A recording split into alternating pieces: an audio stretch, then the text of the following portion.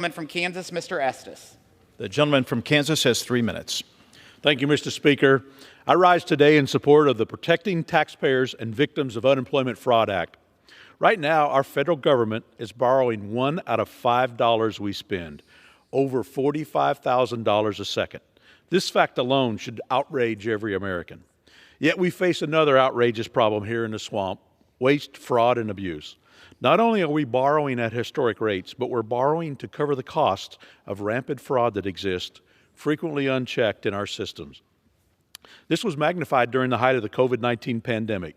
While there were good reasons to expand unemployment benefits when many Americans were displaced from work through no fault of their own, we are already 3 years removed from the passage of the CARES Act, and the pandemic emergency declaration is over. Not because the Biden administration followed the science and voluntarily gave up their emergency powers, but because the House Republicans and the Senate came together to force the Biden administration to end the pandemic emergency declaration. One troubling data point that emerged is the unemployment claims as a percentage of unemployed workers. This was 37% in February 2020, right before the pandemic came to our shores. Yet by August of the same year, it had climbed to 216%. The data is clear. We were paying massive amounts of unemployment to people who were not unemployed. It's estimated that of the $873 billion in total pandemic UI benefits dispersed, about $357 billion went to fraudulent claims. No member of Congress should be comfortable telling their constituents that they don't care about wasting nearly $400 billion of taxpayer money. In my home state, a forensic audit found that the state of Kansas paid up to $466 million in unemployment fraud.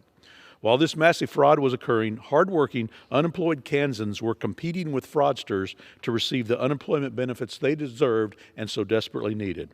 In my office in Wichita, we received countless calls from Kansans who were trying to reach an ineffective Kansas Department of Labor. One constituent waited over half a year after her claim mysteriously ended up in the fraud department. Others reached out to let me know they'd been victims of fraud, some receiving a 1099 claiming they owed taxes on benefits that somebody else received. These cases point to a real problem in Kansas and across the country. Taxpayers lost out to fraudsters who used the pandemic, vast sums of federal funds, and weak state leadership to gain the system. Thankfully, there's a solution that protects the taxpayers and reins in the fraud we've seen in unemployment insurance. The Protecting Taxpayers and Victims of Unemployment Fraud Act won't make everybody whole, but it ensures that some of the hundreds of billions of dollars are recouped, and it lets states keep 25% of those funds so they can improve their own unemployment insurance systems.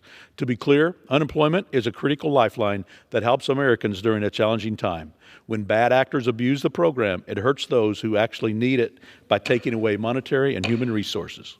The bill, 30 seconds. Additional 30 seconds. Gentleman is recognized for 30 seconds.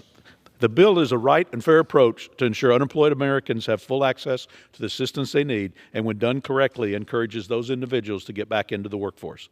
Tackling waste, fraud, and abuse in unemployment insurance shouldn't be a partisan issue. It rights a wrong and is just common sense.